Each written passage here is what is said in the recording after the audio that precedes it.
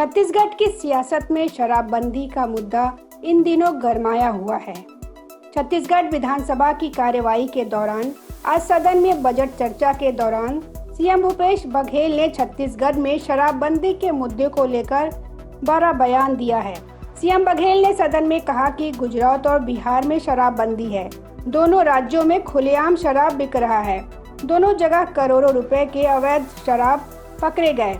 रमन सरकार भी शराबबंदी की बात कही, लेकिन नहीं हुआ। हम कई चीजों को ध्यान में रखकर निर्णय लेंगे। इससे पहले सीएम बघेल ने सदन को संबोधित करते हुए कहा कि भाजपा कार्यकाल पर जमकर हमला बोला। उन्होंने कहा कि भाजपा सरकार ने 3000 स्कूल बंद किए थे। भाजपा शासनकाल में राज्य को नक्सलगढ़ के नाम से जाना जाता था। सीएम ने कहा कि हमारी सरकार में नक्सली घटनाओं में कमी आई है। उन्होंने कहा कि भाजपा शासन में आदिवासियों ने दूसरे राज्यों में पलायन किया है। रमन सिंह खुद बोनस नहीं दिए, अब बोनस मांग रहे हैं। भाजपा शासनकाल में किसान आत्महत्या करते थे। सदन में मुख्यमंत्री भूपेश बघेल ने कहा कि सड़क निर्माण में छत्तीसगढ़ देश में प्रथम स्थान पर है। भारत सरकार हमें अनुदान कम दे रही है। सीएम ने कहा कि छत्तीसगढ़ सरकार अपना राजस्व बढ़ा रही है। भाजपा शासित राज्यों में हमारा कर्ज कम है और हम अपने राज्य के विकास के लिए कर्ज लेंगे। मुख्यमंत्री भूपेश बघेल ने कहा कि गौधन योजना की तारीफ आज पूरे देश में हो रही है। हमारा लक्ष्य लोगों के जीवन में सुधार लाना है।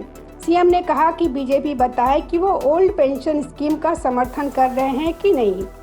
इसके पहले बजट चर्चा में नेता प्रतिपक्ष धर्मलाल कौशिक ने कहा कि छत्तीसगढ़ मॉडल पूरी तरह असफल है।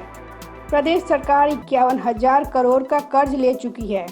वहीं पूर्व मुख्यमंत्री रमन सिंह ने कहा कि 15 साल में हमारी सरकार ने हर क्षेत्र में विकास किए। 15 साल के आंकड़ों को कांग्रेस देखे। दरअसल विधानसभा के मानसून सत्र के दौरान भी सदन में शराबबंदी का मुद्दा छाया रहा था। बीजेपी का कहना है कि सरकार बनने से पहले कांग्रेस ने हाथ में गंगाजल लेकर शराबबंदी की कसम खाई थी। वहीं मुख्यमंत्री भूपेश बघेल ने इसे असत्य कथन बताते हुए खारिज कर दिया था।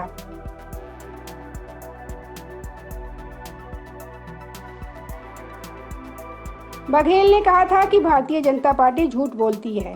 कांग्रेस के शराबबंदी के लिए नहीं, बल्कि 2500 रुपए में धान खरीदी के लिए गंगाजल उठाया था।